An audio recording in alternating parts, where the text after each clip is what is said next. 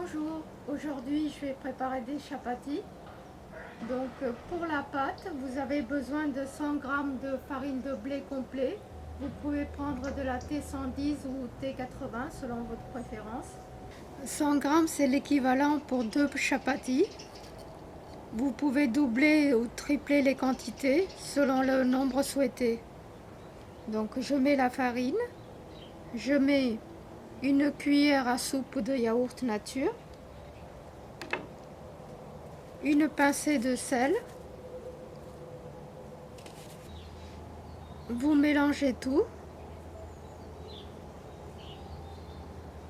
Puis petit à petit, vous ajoutez un petit peu d'eau pour malaxer la pâte.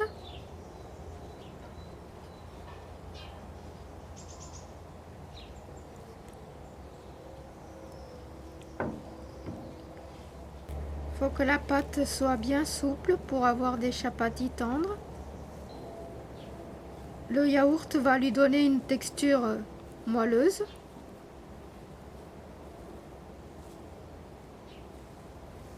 Donc il faut laisser reposer la pâte d'une demi-heure à 2 heures. Vous la pétrissez jusqu'à ce qu'elle ne colle plus aux doigts. Là, la pâte elle est bien souple. Voilà, on a une jolie pâte. Je la couvre avec un petit bol et je la laisse dans un endroit tiède. La pâte a reposé pendant plus de 2 heures. Elle est bien souple. Vous la divisez en petites boules.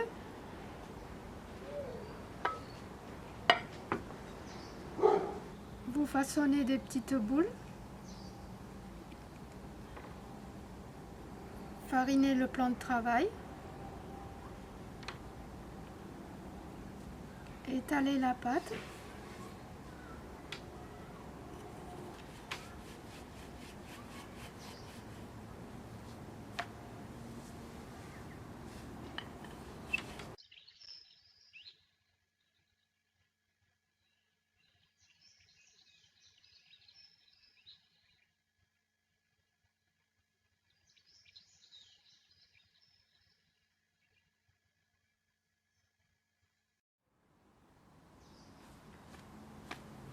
Voilà, vous avez une belle galette. Vous faites de même avec les autres boules. Voilà, les chapatis ont été confectionnés, il n'y a plus qu'à les cuire maintenant. Quand la poêle est bien chaude, vous déposez la galette dessus. Après quelques secondes, tapotez sur la galette, il y a des petites bulles qui vont se former. Retournez la galette, toujours à feu fort.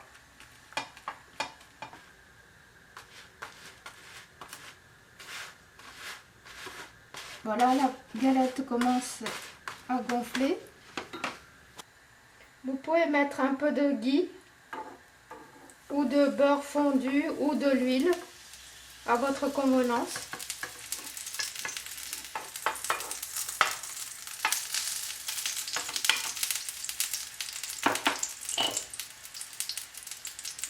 Baissez le feu.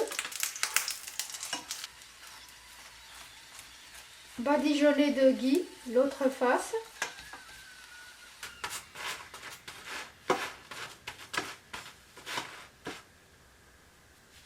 Voilà, le chapati est cuit maintenant.